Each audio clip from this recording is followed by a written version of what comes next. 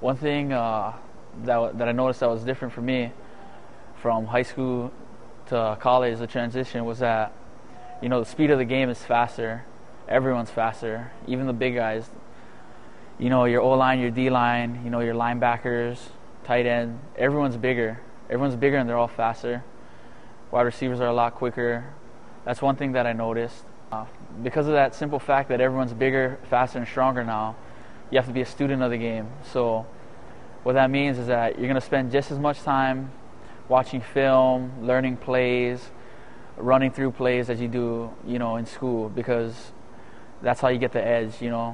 It's a whole new level of play once you get to the college level, especially if it's a D1 level. A way that faith and your beliefs will play into this is that you got to have a strong belief in yourself, and you got to have faith that things are going to work out the way it's supposed to, even when they don't.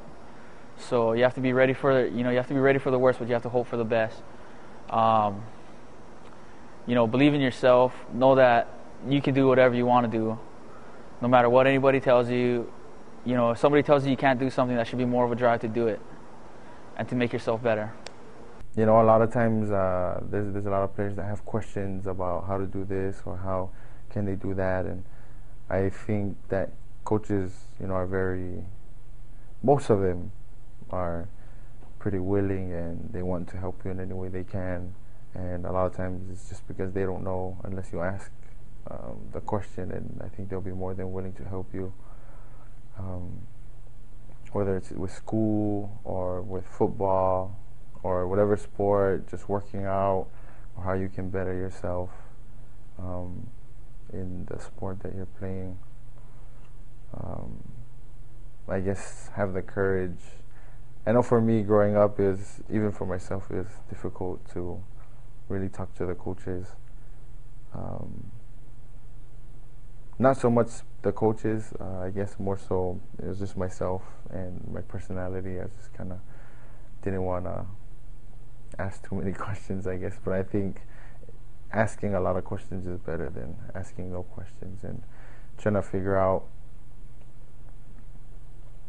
everything, because it's a totally different world out there. And if you don't have other people, and not everyone has someone that's been through the experience before that can help coach them up. And so if you're one of those people, don't be afraid to ask questions, because it will really help you out. If you're ask and you shall receive. Ask and you shall receive. Exactly. Hello, I'm Joshua Rice, and I want to talk to you a little bit about what to expect on an official or unofficial visit.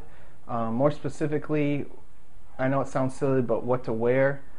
You want to be able to make a good first impression on a coach. You don't want to look sloppy or look bad. So what I recommend is wearing, a nice shirt, maybe a polo shirt and khaki pants, and something real comfortable, but also something you'll look nice in, because if you want to be confident when you're talking to coaches, and if you look confident, you'll feel confident, and then you'll come off as confident. And first impressions is a big thing about making connections with people, especially if you're talking to somebody like a coach you want to make a good impression on. So I know it sounds silly, but definitely dressing nice on a visit, talking to a coach is very important. It's a little bit flexible depending on where you go. For instance, I went to Hawaii, and because of the culture and the climate and everywhere, I wore khaki shorts and a polo shirt with slippers, which was perfectly acceptable, but I still looked presentable.